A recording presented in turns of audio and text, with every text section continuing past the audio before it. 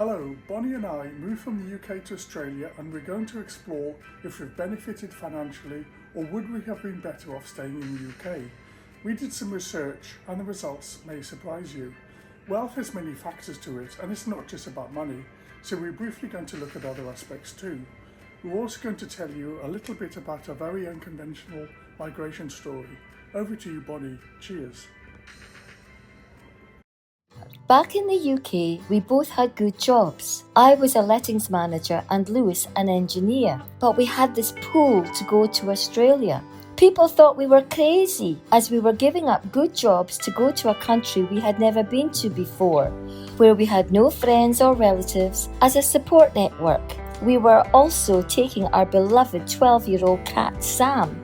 It was like a bungee jump into the big unknown, but we felt it was right for us. Engineering was on the occupations in demand list in Australia for the independent skilled migration visa. As of today, Lewis' take-home salary in the UK after tax would be £40,000, which is about 77,000 Australian dollars. We will tell you later what the equivalent salary he would receive in Australia. As most of the jobs for Lewis seemed to be in Melbourne, Sam was quarantined there, and the plan was to have a holiday in Sydney first. But things just didn't go to plan.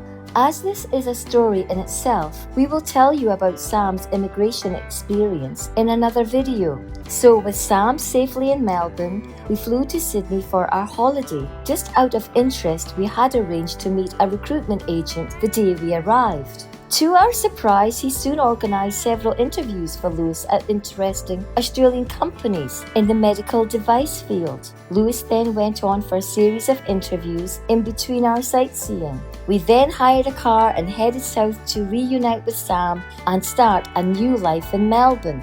However, during our first day in Melbourne, the agent called from Sydney offering Lewis a job.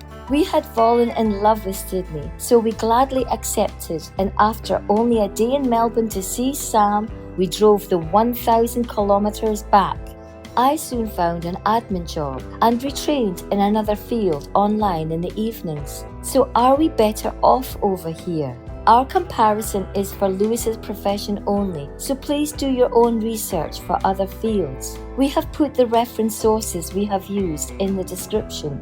In Australia today, the equivalent salary after tax Lewis would receive is about 91,000 Australian dollars or £47,000. As previously mentioned, his salary in the UK would be 77,000 Australian dollars or £40,000. So we are only about 14,000 Australian dollars or £7,000 a year better off in Australia.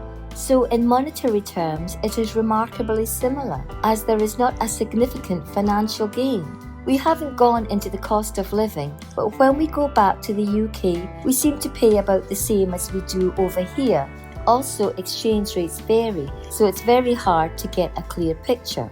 Like most major cities, Sydney house prices are very expensive though. We love the outdoor lifestyle which the climate brings, and like many Australians have an outdoor swimming pool. Back in the UK, going to the local pub or club was popular and we spent far more time indoors socialising, which was great and we loved it. At the time we left the UK, some people thought we were taking too much of a risk.